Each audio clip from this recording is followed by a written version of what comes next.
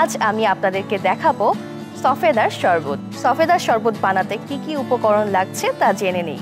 মধু, খেজুর, গুঁড়া দুধ, সফেদা, কিশমিশ এবং ঠান্ডা পানি। সবার প্রথমেই আমি নিয়ে নিচ্ছি সফেদা। ব্লেন্ডার মেশিনে সফেদা রাখছি। সফেদাতে আছে প্রচুর পরিমাণে ফাইবার, আয়রন, ভিটামিনস এবং মিনারেলস। সফেদা ঘুমের ক্ষেত্রে অনেক উপকারী, স্কিনকে ভালো রাখে। যাদের কিনা পিম্পল আছে মুখে তাদের ক্ষেত্রে সফেদা অনেক উপকারী। এখন আমি দিয়ে দিব খেজুর। খেজুর 2 থেকে 3 পিস দিচ্ছি। আমি এই খেজুরে আগের থেকেই খেজুরের বীজ ছাড়িয়ে নিয়েছি। এখন আমি দিয়ে দিচ্ছি কয়েকটি কিশমিশ। কিশমিশ দেহের ক্ষেত্রে অনেক উপকারী এবং যাদের মুখে রুচি কম তারা নিয়মিত কিশমিশ খেতে পারেন। এখন আমি দিয়ে দিব গুঁড়া দুধ। আমি দিয়ে দিচ্ছি 1 টেবিল চামচ পরিমাণ গুঁড়া দুধ।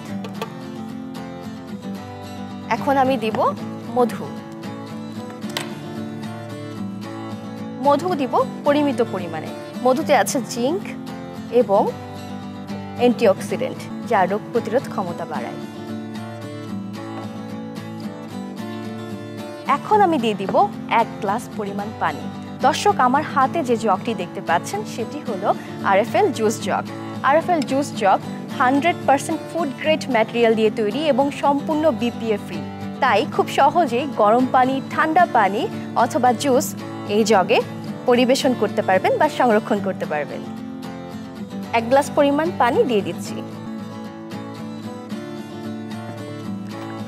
এখন আমি ব্লেন্ডার মেশিনে এই জুসটি খুব ভালো মতো ব্লেন্ড করে নিচ্ছি।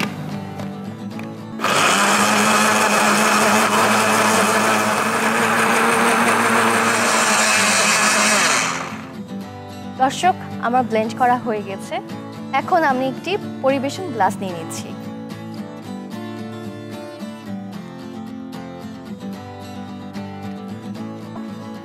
যেহেতু এটি সফেদার শরবত তাই সফেদা গার্নিশিং এর জন্য রাখছি।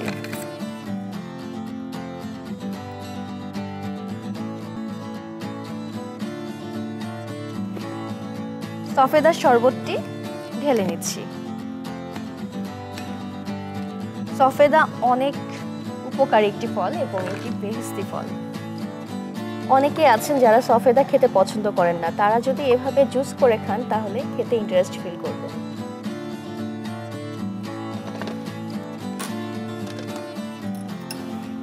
গার্নিশিং এর জন্য আমি দিয়ে দিচ্ছি একটু গুঁড়া দুধ, দিয়ে দিচ্ছি একটু মধু,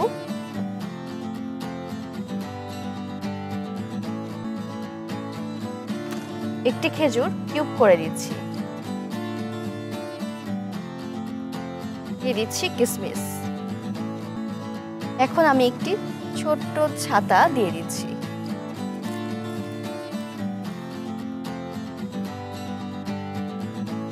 দর্শক, দেখে নিলেন খুব সহজেই তৈরি হয়ে গেল মজাদার, পুষ্টিকর, ঝটপট এই রেসিপি সফেদার শরবত। দর্শক, আপনারা এতক্ষণ দেখছিলেন আরএফএল জুস জগ নিবেদিত শরবত সমাহার অনুষ্ঠান।